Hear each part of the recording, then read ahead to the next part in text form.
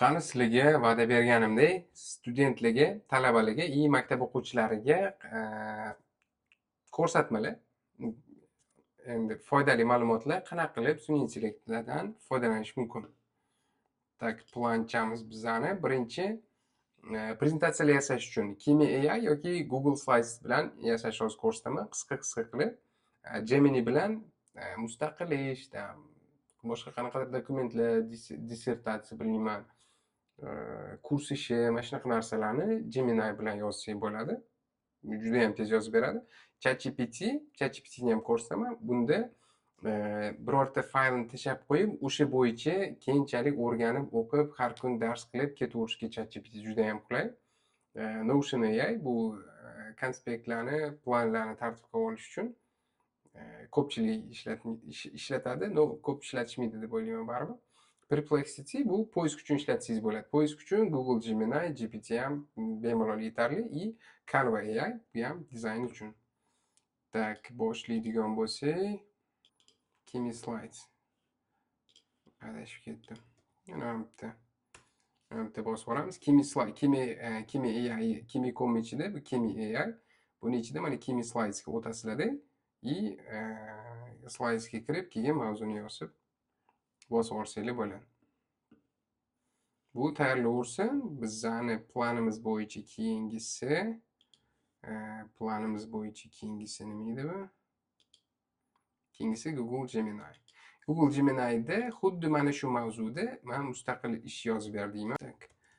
Global ishlash mavzusida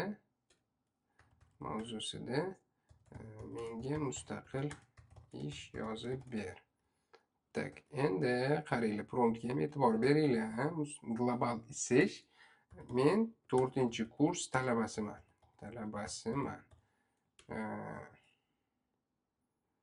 Mustaqil ish. Mayli, 6 sahifa bo'lsin. Sahifadan iborat bo'lsin. Tak, birinchi reja, ikkinchi asosiy kontent, uchinchi foydalanilgan adabiyotlar ro'yxati. Tak, ketdik, bosib olamiz. Bu bizga tartibi bilan hammasini olib ketaveradi. Tak, Kimi AI ga qaytamiz. Kimi AI. Yechim yo'llari bizga vроде berdi. Endi buni bosib olsak, qanaqa qilib yasab, slaydni tanlab, slaydni ko'rinishini tanlab, masalan, global ishlash qanaqa bo'lishi mumkin? Mana bu to'g'ri kelishi mumkin bizga. Generate slide qilib olamiz keyin. Bu o'zi bizga slaydlarni hammasini o'zi tayyorlab beraveradi. Mana global ishlash 0 yondashuv debdi. Все. Slaydlarni tayyorlab ketaveradi. Tomosha qilinglar buni, yasash, tomosha qilinglar. Men Kimi AI da hech qanaqa podpiskam yo'q. Podpiskasiz mana shunaqa ishlab beryapti bu. Podpiskasiz, bepul nechtadir ham slayd yasasa bo'lardi. Lekin prям zo'r, idealni yasab beradi. Ko'rib turganinglardek. Hammasini to'ldirib, o'zi zo'r, chiroyli qilib yasab beradi. Biza ana prompt yozishga ham e'tibor beringlar. Promptni maksimalni podrobniy yozib berishimiz kerak. Mana men qaraydigan bo'lsak, asosiy aniqlashtiruvchi narsalar berish kerak. Mana mustaqil ish talabalarda har doim bo'ladi. Mustaqil ish, mana kirish mavzusi, kirish, reja. Rejalarni ham chiroyli tuzib berdi, qarang, ko'rayotgan bo'lsanglar. Ketdi asosiy kontent. Foydalanilgan adabiyotlar ro'yxati. Asosiy kontent kamroq bo'libdi, qaranglar. Yana takrorlashinglar mumkin. Bunga asosiy kontent 6 ta sahifadan iborat bo'lishi shart deb yozsanglar, keyin tushunadi. Bu ba'zida tushunmasligi mumkin. Ketdi. 1,5-2 sahifa, 1,5 sahifa. Xullas, mana shunaqa qilib oxirigacha yozdirib olasizlar-da. Xullas, foydalaning.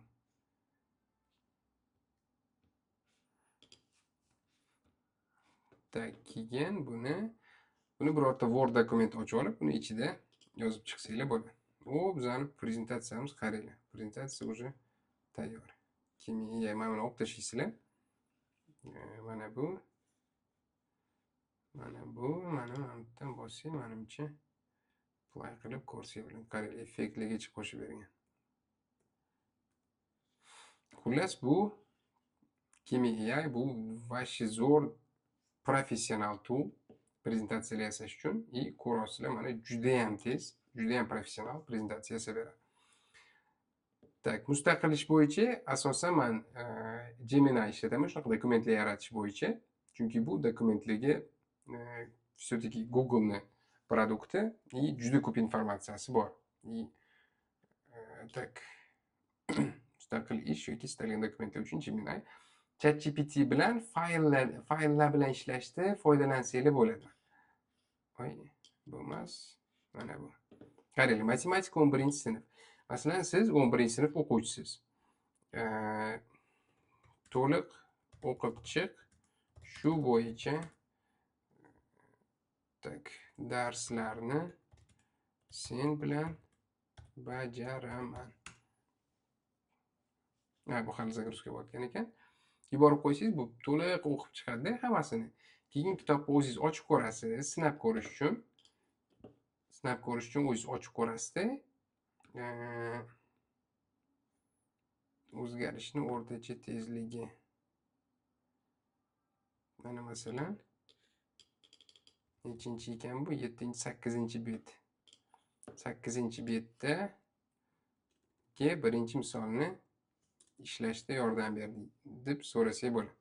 Juda ham katta narsa ekan bu, cho'ta zagruzka bo'lishi qiyin bo'ldi.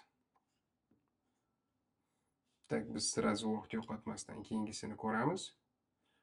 Planimizda keyingisi nima? Notion AI. Notion AI o'zim ham ko'p ishlataman. Menimcha planlarni tartibga solib olish uchun juda ham foydali bu. Juda ham zo'r foydali tool. Bu men o'zimning planim. Mana sizlar ham mana shunaqa plan ochib olib, mana for work, kundalik hayotni planlashtirish yoki mana for school degan maktab uchun o'zimning planim. Research darslarni plani deb boshlab olsa bo'ladi. Boshlab olsanglar,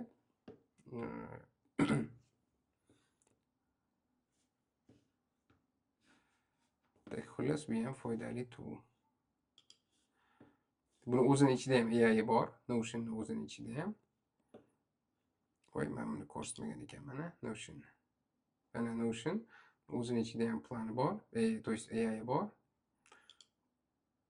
Perplexity'ni ham ishlatib ko'rgan bo'lsanglar kerak. Perplexity bu qidiruvlarga va chuqur izlanishlarga bu juda ham qulay, chunki uzoq qidirib izlanib, asosiy ko'proq faktlarga qarab, qanaqadir dokumentlar, qanaqadir ish yozmoqchi bo'lsanglar, faktlarga asoslanib, chuqur izlanishlar bilan natijani topib beradi bu. Tak, ana matematikadan, mana qaranglar, matematikani to'liq o'qitdim va undan keyin bitta savol berdim mana. 8-betda o'zgarishning o'rta tezligi degan mavzuda birinchi misolni bajardim. Bu sразу qaranglar mana. 8-betda o'zgarish mavzuni ham topdi, misolini ham topdi, ishlab qanaqa ishlanishini tushuntirib ham berdi. Ko'rasizlarmi? Keyin yana bitta foydali tarafi buni, ana men bitta aytganimdek, Gemini ham, ChatGPT ham til yoki birorta fanni o'rganish uchun ham juda ham qulay. Faqat dokumentlar yaratish emas, fan tilni o'rganish uchun ham juda ham qulay. Ana GPT bilan matematikani masalan o'rganishni yoki boshqa istalgan soha, istalgan fan, istalgan darsini berib qo'yib, mana shunaqa qilib o'rganib ketsak bo'ladi. Mana masalan, men Gemini'da ingliz tilini o'rganish bo'yicha mana bu eng zo'r top kitoblardan biri, mana English Grammar in Use, Raymond Murphy. Mana shuni boshidan boshlab o'rgat deyman.